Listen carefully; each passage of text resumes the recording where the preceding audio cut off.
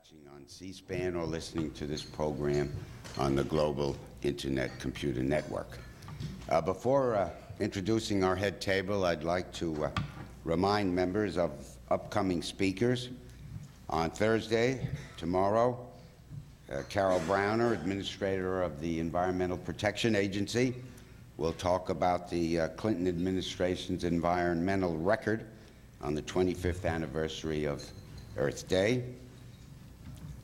Then next week, on Friday, Friday, April 21st, Fernando Henrique Cardoso, the President of Brazil, will be here to tell us about what's going on in his country.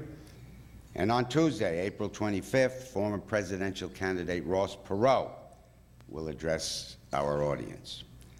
Transcripts and audio and videotapes of Press Club luncheons and breakfasts are available by calling 1-800-500-9911, as they do on those late-night television shows, 1-800-500-9911.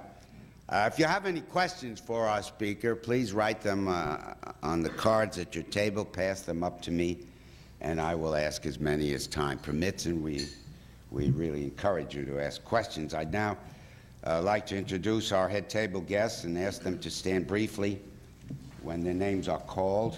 From your right, Gregory Nielsen of the Canadian Broadcasting Company, Robert Park of the American Physical Society, Dr. Anthony D'Souza, editor of National Geographic Research and Exploration, Doug Hall, Assistant Secretary for Oceans and Atmosphere at the National Oceanic and Atmospheric Administration.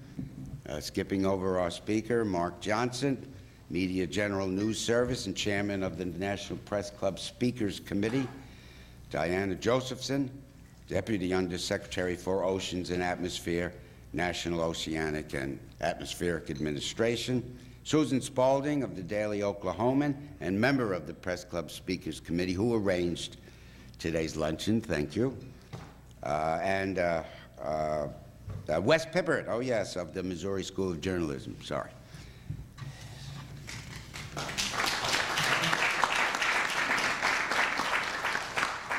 Our guest speaker today is Jean-Michel Cousteau. He is the son of the renowned ocean explorer and environmentalist Jacques Cousteau. And like his father, Mr. Cousteau has spent his life exploring the world's oceans aboard the research vessels Calypso and Alcyone and communicating to people of all nations and generations his love and concern for the planet. A graduate of the Paris School of Architecture, Mr. Cousteau is a member of the French counterpart of the American Institute of Architects. Prominent among the projects on which he has collaborated are artificial floating islands, schools, a residential and recreational complex in Madagascar, and the headquarters of an advanced marine studies center in Marseille. He was instrumental in planning the development of a tropical island in the Bismarck Sea, and in 1969, Mr. Cousteau headed the team that transformed a 1,000-square-foot section of the former ocean liner, Queen Mary, into the Living Sea Museum in Long Beach, California. He has also directed the design and development of the Parc Océanique Cousteau in Paris, a public attraction that introduced new ways of teaching visitors about the ocean realm without captive animals. Today, he continues his commitment to architectural innovation and exhibitry through the Living Design Corporation. Mr. Cousteau is an eloquent spokesman for the environment, quite appropriate at this time. His educational field study program, Project Ocean Search, now in its 22nd year, offers people of all ages the opportunity to explore pristine marine environments and to study underwater ecosystems. Mr. Cousteau, as all of you know, has produced numerous films, including the Peabody Award-winning series Cousteau's Amazon and the Emmy Award-winning Cousteau, Mississippi. He was the founder of the Cousteau Society and its sister company in France.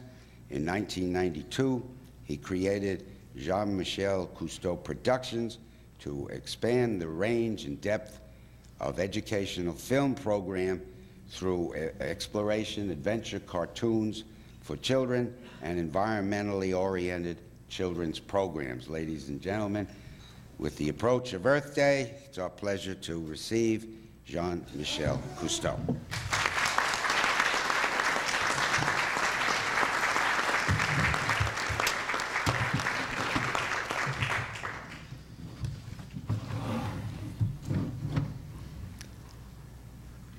Good morning, ladies and gentlemen. It is an honor for me to be present in this institution. And I remember 6 or 7 years ago when I had the privilege of accompanying my father to this very same press club. I would like to thank for the confidence that has been bestowed on me. My presentation this morning is very unconventional as far as I'm concerned, because I feel that on this eve of the 25th anniversary of Earth Day, I had an opportunity here to really share the concerns that I do have as a human being and toward my fellow humans on this planet. I have dedicated my life to a better understanding of the environment in which we live, and it is my commitment to continue with a focus on young people, particularly in the industrial world, which I believe have been somewhat not abandoned, but discarded to some extent as to focusing and particularly at essential prime time of growth, they do not have the guidance that they deserve to become the leaders of tomorrow and the best citizens. The subject of my presentation today is the search for sustainability. It is an idea at least as old as the early Greek philosopher Heraclitus. All life is change. Science has accepted this fact of existence. Volcanic islands arise from the depth and sink. Continents drift. Ice sheets cover continents, lowering sea level. Weather patterns and ocean currents shift. Species evolve and ecological communities adapt and develop. The balance of nature as a stable state does not exist. In a sense, Earth Day should be a celebration of change. It should be a day to reflect on the many coincidences that resulted in life on Earth, and to think about how we might create communities that are sustainable within the regime of change. I've been asked to speak about the oceans. But every time I begin thinking of the sea, I'm drawn back to land. Odd behavior, perhaps, for a Cousteau, and yet logical. For today, the oceans, encompassing 70% of the Earth's surface area, are more and more influenced by the activities of human beings on the remaining 30% of Earth's surface, the land. Simply put, the fate of the oceans is in our hands. We can decide not to continue killing them with industrial poisons, and they might survive. Or we may continue our present behavior, and the oceans will eventually cease to be a source of biological productivity useful to humans. Change is also on the lips of politicians these days. Your own city, Washington, D.C., buzzes with change. New faces, new policies, new responsibilities. Change has even been enshrined in a document that many see as a blueprint for a better nation, the contract with America. Change can be healthy for us if it moves us toward a more democratic society and a more sustainable way of life. So let us look at this document from an ecological standpoint and see what some of the current proposals and slogans could mean, how, with a different perspective, they might actually address some of America's real needs. As one of its tenets of change, the new leadership has pledged to seriously adapt the budget. Good. No nation can prosper if it is continually in debt. Nor can an ecosystem remain productive if more resources are taken than can be replaced. A large part of our economy is based on the exploitation of living resources. A balanced budget understands and respects nature's rhythms. An unbalanced budget exhausts resources, causing bankruptcy and unemployment. Losing natural capital means losing interest, yield, and profits as well. A good example is the northeastern ground fish industry, the ground fish industry in the Northeast. Over 1,000 trawlers operate here, and the results are obvious. Despite intensified fishing activity, landings have shrunk to the 1950s level.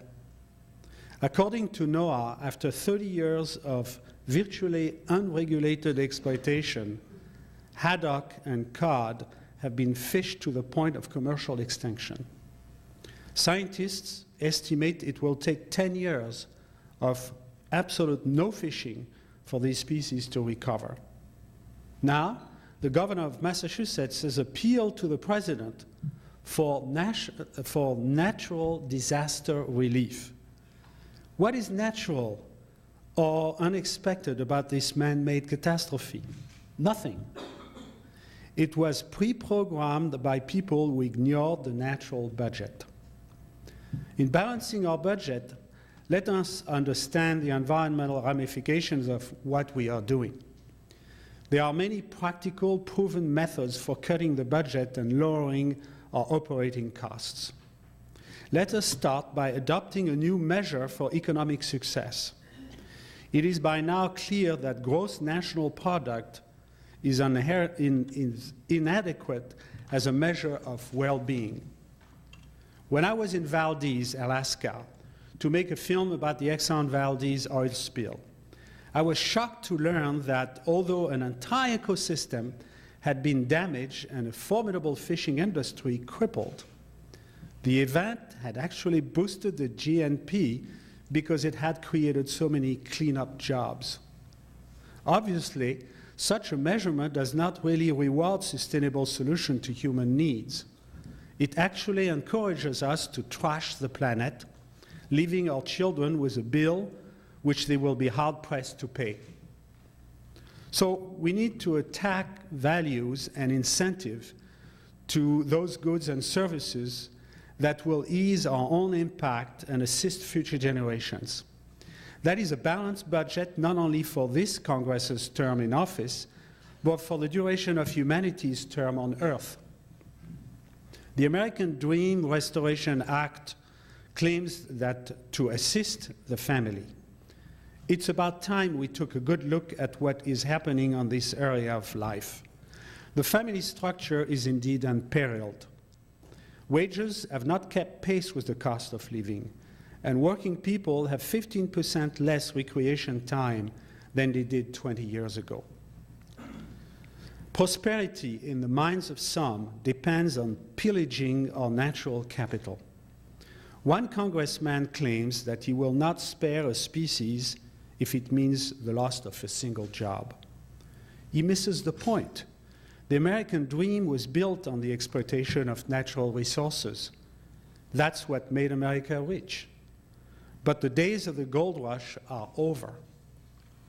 Biodiversity, a bedrock of natural renewable resources and economic wealth, is now threatened by irresponsible resource extraction. What we need is a plan for sustainable management of what's left of our renewable resources. If the new laws degrade the natural capital on which America built its prosperity, it will not only cost the congressman his own single job, It will destroy the American dream for future generations and families. But family is more than an economic unit. It is the original classroom, the space in which we first form our identity.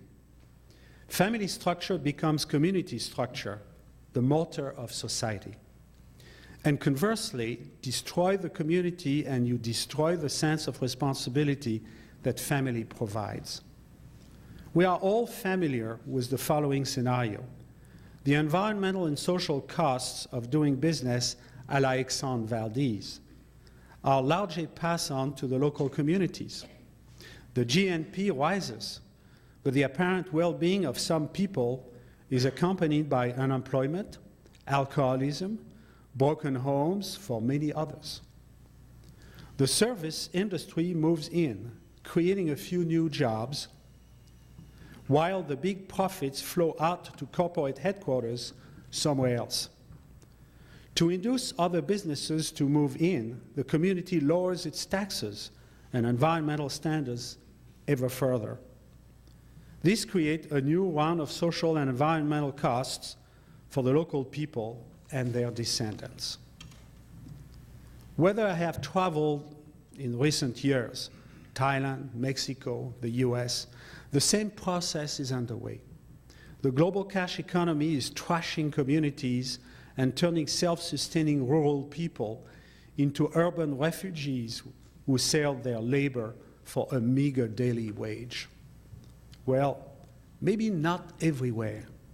Last year, I traveled to Ithaca, New York, to deliver the commencement address to the graduation class of Ithaca College. Ithaca is a small city like thousands of others, but with one big difference. Ithaca prints its own money. Each coupon is worth a certain amount of work. The money is accepted by all the small businesses and banks in town. And do you know what? Ithaca's small, locally owned downtown businesses are thriving. I've also spent a lot of time in Fiji. Here, the Fijian people never lost their land. Local culture thrives. By owning the land and engaging in a barter economy, villages are able to uphold sustainable tradition patterns of resource use. In general, the coral reefs are not overfished, and when they own their local land, the forests are not overharvested. The cash economy is making inroads in Fiji, as it is everywhere else. But the Fijians are struggling to resist external pressures. They are trying to participate selectively and maintain their independence and cohesive village lifestyle. Ithaca and Fiji are not utopias, but they are both found on a way to maintain community and sustainably manage their natural and human resources in an era in which the rock of local identity is being broken down to make rubble for the foundation of the global economy. Thinking of family values, it is important to remember that the family is the birthplace of opportunity, where the tools of self-reliance are imparted. A big part of the American dream, as I have always understood it, is being able to pass on that opportunity to the next generation. In large part, this means having an environment that works and will continue to work for generations to come. As the American President Franklin Delano Roosevelt said in 1939, if we hand down to our children a deteriorated nation, their legacy will be not a legacy of poverty amidst plenty, but poverty amidst poverty. The contract with America has a lot to say about common sense. Many people believe that government has forgotten how to solve problems using common sense. For a Frenchman, the term always seems a little vague. Something everyone agrees upon with a confident nod of the head, but something that nobody can really define. Perhaps a better term would be common sense. a recognition that decisions are made with future generations and the global commons in mind, and an awareness that there are ecological limitations to our range of options. Common sense would indicate that it is more beneficial to use nature conservatively. We have all seen the effect of too little common sense. Let's look at wetlands, for example, one of NOAA's major concerns. Many people argue that destroying wetlands make good sense, and we have followed their advice.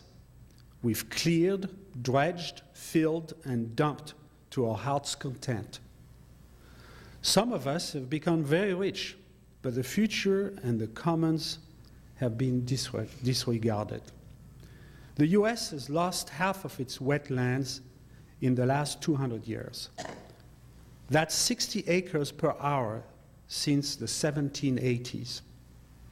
Current losses to urbanizations, dams, and pollution amount to 40,000 acres each year. Now, it so happens that wetlands are very important to fishermen.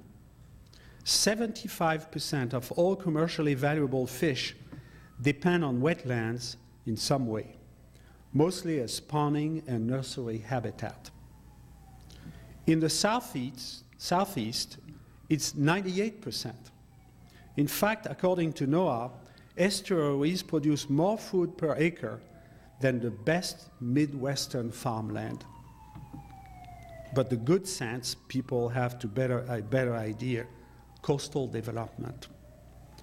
Already half of all Americans live in coastal counties, and that figure is expected to rise to 70% by around 2010. What will their lives be like in 15 years? They will have to pay more for seafood because there will be less of it and most will have to be imported. They will have to pay more for pollution control and sewage treatment because the marshes that cleanse dirty water will be gone. They will pay for seawalls because the estuaries that serve as storm buffers will be gone. And they will feel the need to pay for travel because their own coastal zone will have lost its health, its beauty, its peace. Common sense means responsibility, stewardship, and controlled use, not uncontrolled exploitation. If we can't trust the users to act responsibly, then it is the job of government to step in and help, just as parents step in to guide short-sighted, self-destructive children toward greater maturity. Conservative resource use and management is the ultimate common sense. The changes that have come over Washington are profound.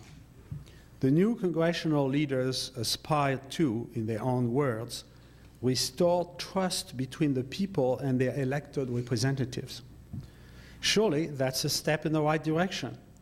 But in order to show common sense in our management of natural capital so that future generations can enjoy the American dream, we must restore trust to the relationship between people and their economy. Today's economy is a jungle of hidden costs. The prices we pay for finished products don't reflect the real costs of repairing the damage caused by exploiting forests, rangelands, fisheries, and wetlands. So a normal person finds it difficult to act sustainably. The price of a 2x4 does not include the cost of watershed restoration. The price of a cod fillet does not include disaster relief for fishermen. The price of vegetables does not include the cost of repairing aquifers poisoned by pesticides. The price of a kilowatt of nuclear power does not include the costs of managing wastes for 240,000 years, the half-life of plutonium. If prices reflect these true costs, we would find it cheaper to manage resources sustainably rather than constantly digging into our pockets to clean up after ourselves. This is common sense and honest accounting. Honesty builds trust. The former Soviet president Mikhail Gorbachev used the term glasnost to describe the concept of economic transparency. This is what we need to adopt if we are to succeed. Environmentally responsible pricing would restore trust in the economy because there would be no more hidden costs, particularly environmental costs. For some, perhaps this sounds romantic. But for future generations, it may be very well the key to quality of life and survival. Remember the original meaning of economy. Oikonomia is the management of the household so as to increase its use value to all members of the household over the long run. And that's in the words of Herman Daly, the former World Bank economist. I've brought along a little film to illustrate this point. It concerns the costs of restoring at great expense a natural system that provided many services for free.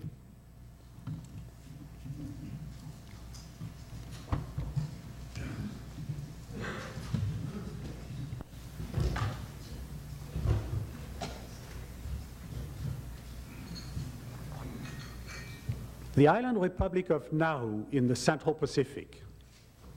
13 square miles of once lush vegetation, now a desert of limestone baking in the tropical sun. The remains of a century of phosphate mining. In order to fertilize the fields of the world's agricultural giants, Nauru's high-grade phosphate was extracted mercilessly by colonial powers. Since becoming independent in 1968, Nauruans have continued mining phosphate. Their leaders genuinely wanted to exploit the resource to increase the people's well-being. But in doing so, they destroyed forest and reef ecosystems, their natural capital. Today's Nauruans, a population of 10,000, have lots of money, but few options. The phosphate deposits are nearly exhausted, and 4/5 of the island are useless. Without a forest, freshwater runoff has increased, harming local sea life. Dust settling from crushing and loading operations may have disrupted the island's once beautiful skirt of coral reefs. On other tropical islands, healthy reefs burst with color and a dense variety of plants and animals, all interconnected in a complex web of life. They are essential to the sustainability of island economies, providing an abundance of fish. Nauru's reefs are a desolate desert of sickly sea anemones and bleached corals. A dumping ground for a people who no longer live in harmony with their environment. Even as they learn to use the modern tools of scuba, local fishermen forget the basic rules of fishing, taking more fish than a reef can sustain. And taking younger fish, cheating the future of an important food source. The price of overexploitation is dependence. I was brought up by my grandfather. We were basically living off the land and the sea. Today, the means of life and the ways of life are basically now depend upon mainly on what the imported stuff. Because of the transport, ships, planes, we are running out of food. I think no more rice on the island. Even Nauru's climate has changed. Rain clouds refuse to form over the desert oven. An almost futile attempt to recreate topsoil and restore the forest. Blasting the pinnacles will cost $500 million. a huge debt passed on to the future generation. Can this money repair man's destruction of what nature had provided for free? The younger generation is caught in a race against time. Can they win? As the film shows, exploiting phosphate caused the destruction of an island, its food source, its culture. Delaying payment of the real costs only means that your children will be paying the costs plus the interests. The contract is opposed to what it calls junk science. Good. For too long, short-sighted economy interests have been allowed to overwhelm our better scientific judgment, with tragic results as in Nauru. Admittedly, much natural science is too compartmentalized to provide us with a flexible, dynamic, and adaptive strategy for resource management. We need a science that establishes and explains our options, a science that informs us about what each decision will cost in environmental terms, which really means in long-range economic terms. Good science would have prevented the decision to dam the tributaries of the Aral Sea in Turkestan. Soviet economists believed that diverting water would boost cotton and rice production. In all, 30 dams were built, denying water to 97% of all the sea's estuaries. Today, 98% of the commercially valuable fish in the Aral Sea and its tributaries have been wiped out. And the crops? Well, the Aral Sea is now a dry lake bed. Salt dust rises from the floor and kills a good portion of the cotton and rice plants. Without adequate runoff, pesticide poisons concentrate in the soils. The infant mortality rate stands at 10%. The cost of this disaster is estimated at $6.5 billion per year. A major ecosystem is destroyed, while thousands of miles away, in a comfortable office, an economist says, oops. It is absolutely necessary to develop a more holistic focus on environmental management. We need to bring together research with communication, education, and training, not only so that we can arrive at credible conclusions, but so that we can assist decision-making by providing comprehensive assessments of current environmental knowledge and its implications. We need interdisciplinary research that describes environmental resources and environmental systems. We need to promote sustainability, and we need this to be truly global, as it is the environment we are trying to understand and protect. NOAA and the National Marine Fisheries Service are rightly a part of the Commerce Department. Presumably, these agencies provide the raw data that informs policymakers and enlightens the public.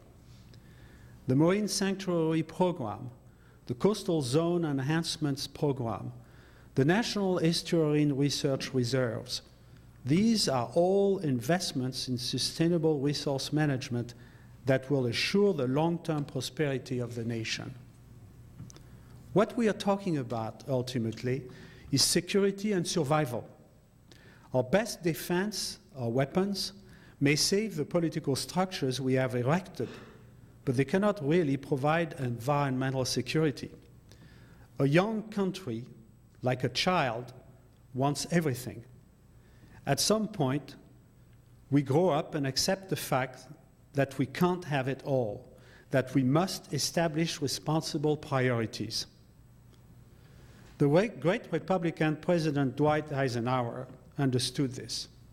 In 1953, he said, "Every gun that is fired, every warship launched, every rocket fired signifies, in the final sense, a theft from those who hunger and are not fed, those who are cold and are not clothed, The world in arms is not spending money alone. It is spending the sweat of its laborers, the genius of its scientists, the hopes of its children. So let's think about some of our priorities.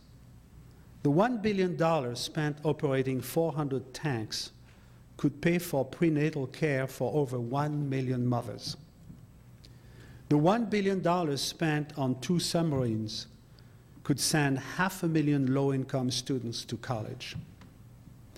Of the $125 billion spent by third world nations every year on arms, only 12%, 15 billion, would be enough to immunize all children, eliminate malnutrition, and provide safe drinking water for everyone on Earth. Our dilemma has to do with our entire way of life and the impact of our priorities have on the natural system that sustains us. Above and beyond the rhetoric of political parties, there is a supremely important contract with nature. The natural systems that make our little oasis in space habitable. Under the terms and conditions of this contract, we are permitted to survive and evolve as long as we respect a few basic rules. The human species heeded this contract for over 3 million years. But lately, we have come to believe that we can transgress its stipulations with impunity. We now have the power to alter the environment, but we have no capacity to alter our basic biology to survive on a planet without clean air and water. Change is a capricious master, and being out of step with its laws will mean termination of the contract. Let us invest in science to gain a clearer picture of our natural assets. Let us strengthen legislation that adheres to basic ecological facts, the Endangered Species Act, Clean Air Act, and Clear Water Act are important building blocks for a coherent, common sense approach to the environment. Let us develop a truly conservative strategy of options, erring on the side of prudence and leaving future generations more than just money, but respect and choices. Let us ask ourselves, each of us, is the environment where we grew up better or worse today than it was then? If our children and their children respect us for our stewardship of their heritage, we will have honored our contract with nature and kept the American dream alive for generations to come. Thank you very much.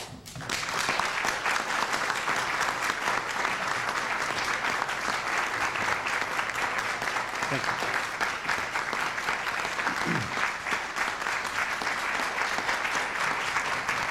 Thank you very much.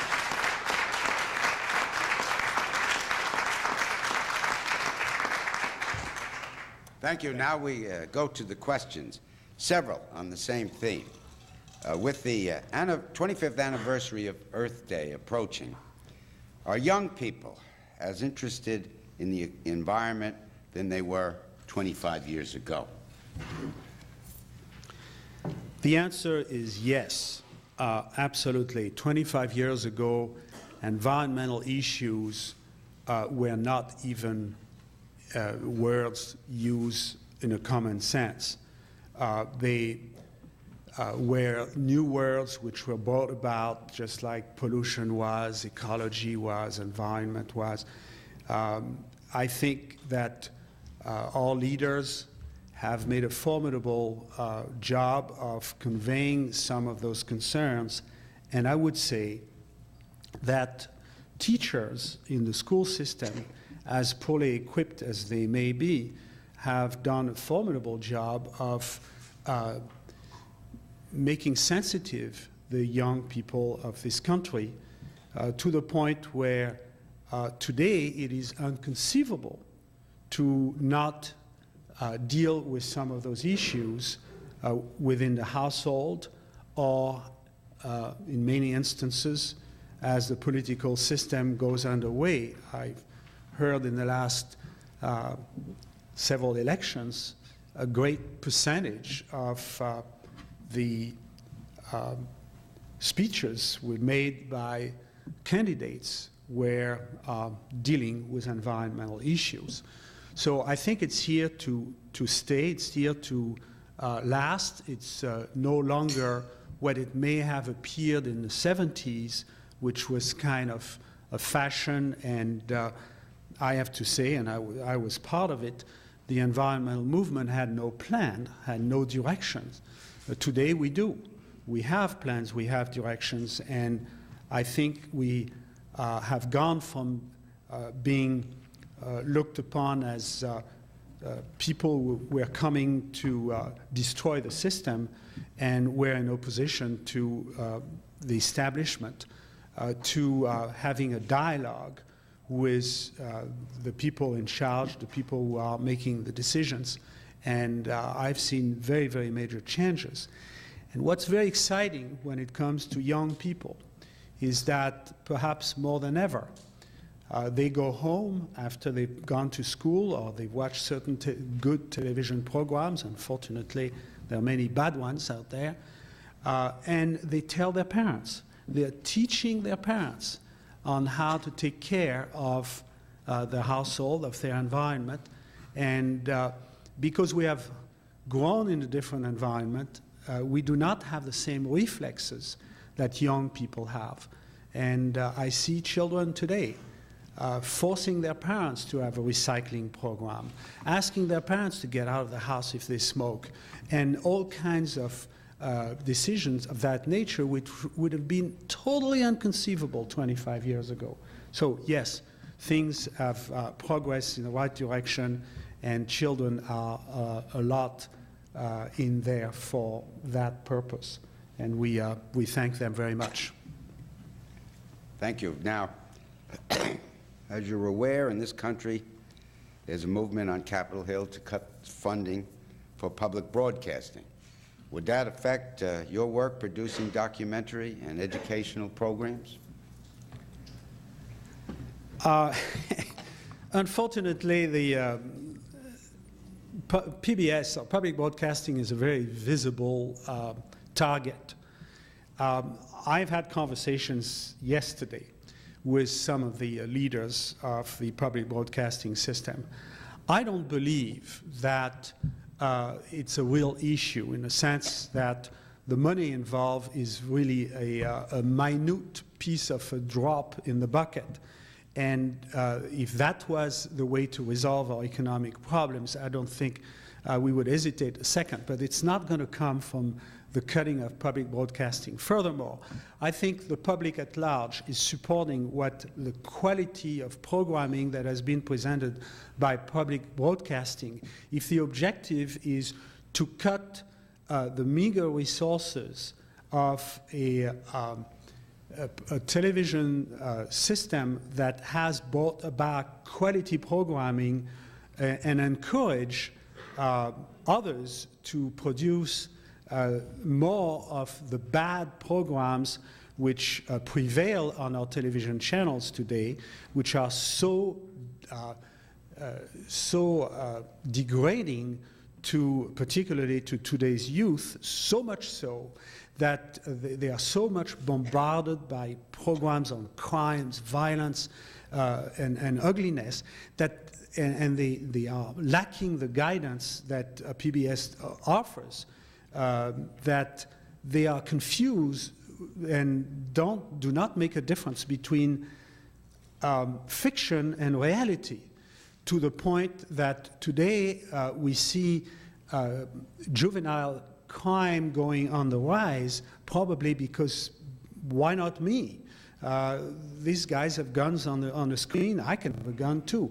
And I think it's not their fault. The criminals are us, because we have not provided that guidance that they needed. And I think to deplete the meager resources of such a small budget that PBS is representing is really a bad move, which is not popular. And in any event, If that was happening, it's not going to destroy PBS. Thank you. Now, as I said, EPA Administrator Browner is appearing here tomorrow to report on the Clinton administration record on the environment. How do you rate the Clinton administration environmental record? And secondly, is Vice President Al Gore, who appears to be the only person in the administration, according to the questioner, speaking out on environmental issues, is he doing enough? I have to say that overall I've been a little disappointed by the performance of this administration when you compare what was promised to what has been accomplished. Nonetheless, a lot has happened, and I have to say that Vice President Gore has for a long time a track record of wanting to improve the environmental qualities of this nation. And I'm sure he's doing everything he can in his power to accomplish that. There's a lot more to do, and they have to perform more than they have so far to convince all of us that the administration is doing everything in their power to improve the quality of our environment. So I would say that the performance has been not up to the expectation, in my views. Some of it has taken place. A lot more can happen. Well, on that subject, we have a Clean Air Act, a Clean Water Act, an Anti-Noise Act. What other laws do we need now to preserve the endangered parts of our environment? I don't think we need more laws. We have enough laws. We need to implement those laws. We need to enforce them. We need to make sure that we manage our resources better. If any laws that I would promote today is to no longer look at the ocean as a no man's land where the majority of the surface of our planet is not under any kind of legislation. And that's the open ocean, where you can do anything out there. So if anything, I would encourage strongly to create at an international body level, and I'm not sure it's the United Nations because United Nations has no decision power, but in some fashion to create the law of the sea, a real law of the sea, which is, as Mr. Pardo said, a common heritage. We have chopped off the ocean, or pieces of the ocean, with the economical zone, or the 200-mile zone, and even that is not properly administered.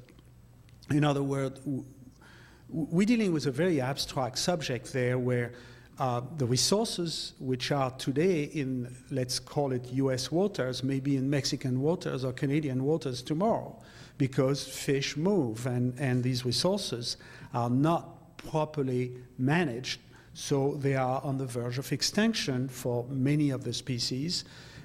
We are taking more out of the ocean than the ocean can replace, and that is, in economical terms, a complete nonsense. We are gobbling up the capital instead of living off the interest, which would be the surplus of a population.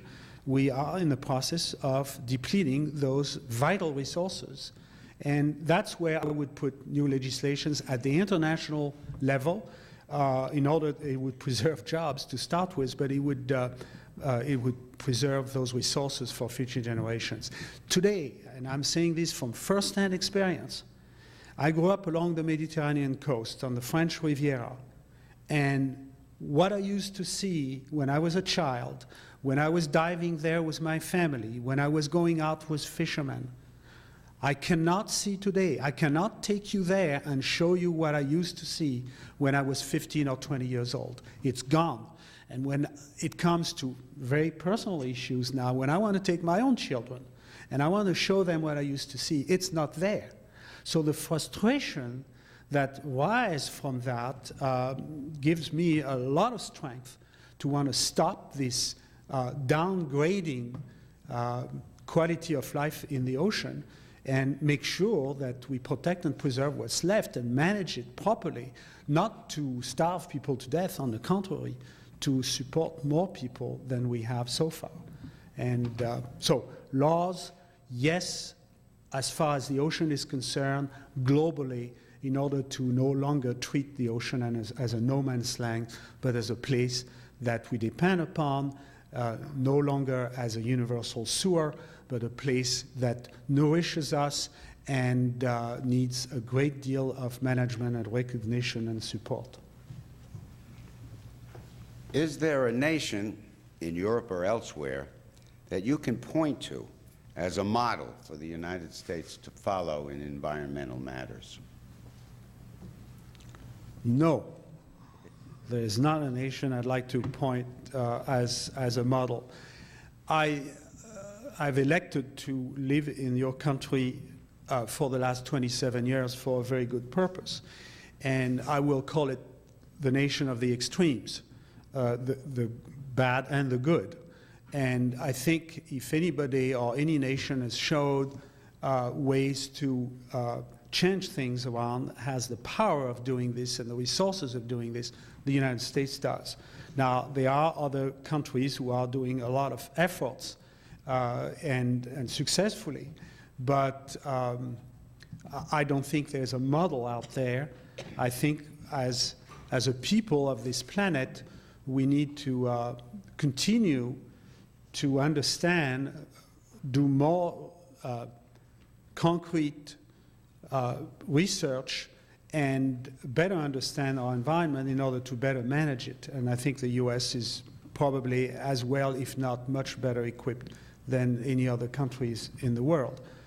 There are good management programs in some of the nations, in Western Europe or in Scandinavia, and in Australia, for example, the Great Barrier Reef is extremely well managed in many ways when you consider all the pressures that are put upon that environment. So there are ideas elsewhere that could be picked up and brought in and used so we don't have to reinvent the wheel. But I would say this country can be the model and can be the nation that would be looked upon by others, as many other countries are looking upon the U.S. as the model for a better living and better management of our resources. In the final analysis, the questioner asks, isn't the concept of sustainable development really an oxymoron? Well, no, I cannot agree with that. I think, see, we've made a big mistake in the last maybe 10 or 15 years of believing that we as a species are part of an evolutionary system or process. It's not true. Because of our formidable tools, which are our hands and our brain, we have been able, after 3 million years of struggling for survival, we were not doing very well as a species for the majority of our existence on this planet. But finally, we put together the tools that we have, which no other species has, and that's the brain and these hands. And we literally came out ahead by finding a way to protect ourselves. And the protection is expressed here, where we have clothes and we control the temperature in which we are. We're protecting ourselves from outside.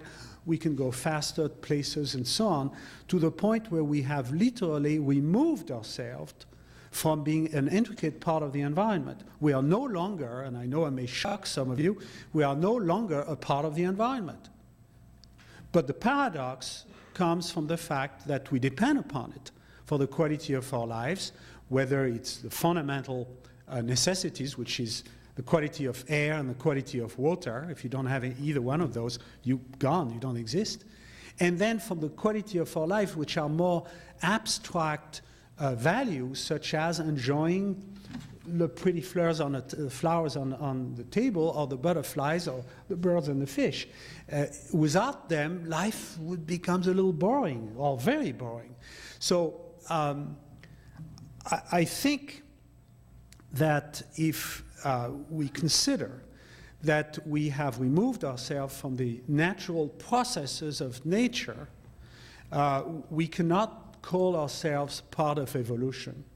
We cannot say that as we wipe out species, whether they're plants or animals on land or in the ocean, it is a natural process, a natural evolution. It's not. We really have made ourselves an accident.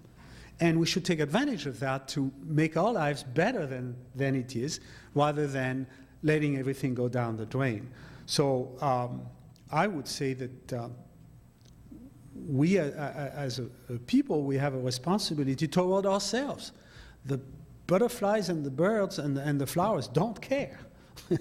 We're the only ones who do. And as we manage those resources well, we'll manage the quality of our lives better.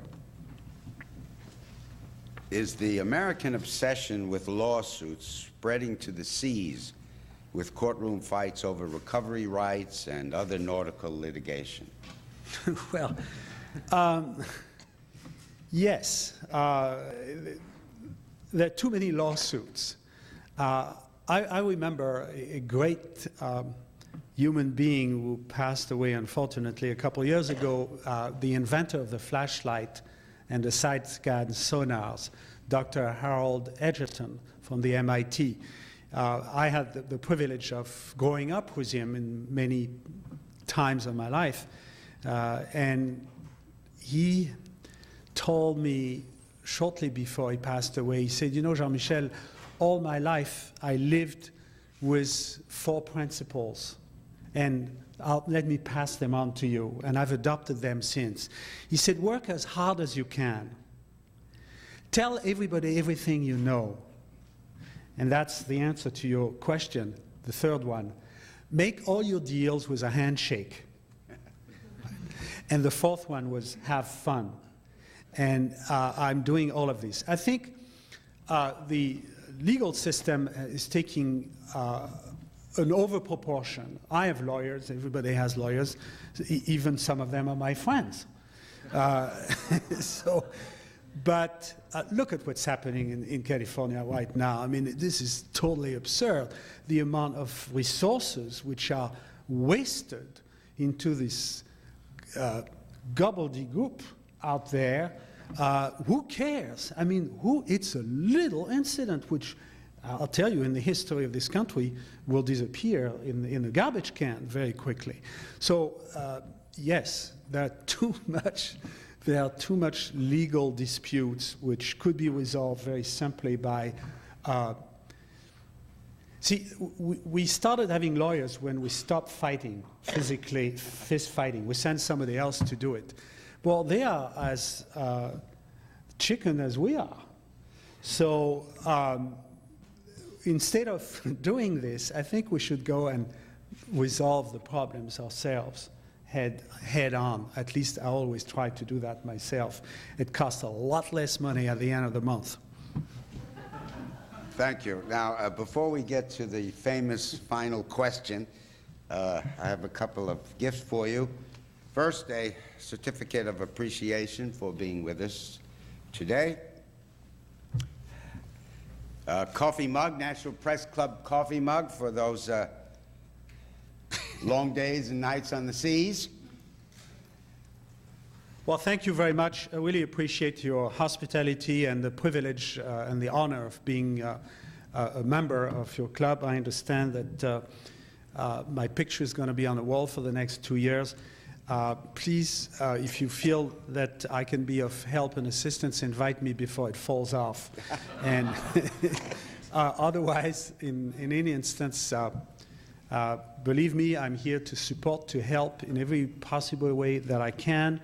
I'm a great friend of the institutions that have invited me here, and I want to thank NOAA for their support. And they should know that I will work as hard as I can to help them if I can, and any other people that I can assist, because I have a mission, I believe in it, and I like to look at kids straight in the face and know that I'm doing everything for them. Thank you very much.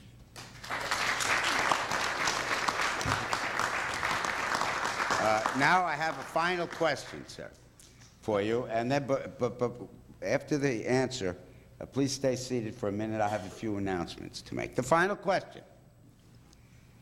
Speaker Newt Gingrich will address the National Press Club in July, right?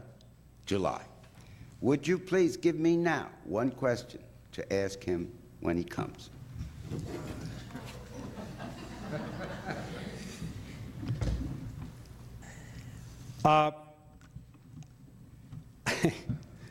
I would very simply ask him to listen to other people.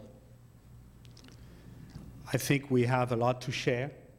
I've taken the liberty of, and I have the letter right here in this document, of sending him my presentation of today, like I have with other members of government and the House and the Senate. So please read my presentation. That's what I would ask him to do.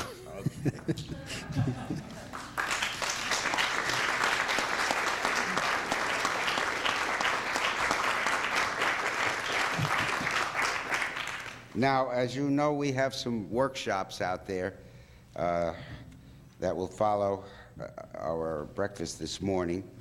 Let me call your attention to them. At 10:15, about 15 minutes from now, the Coastal Zone Management workshop, Partnerships for the Future, Know Where Earth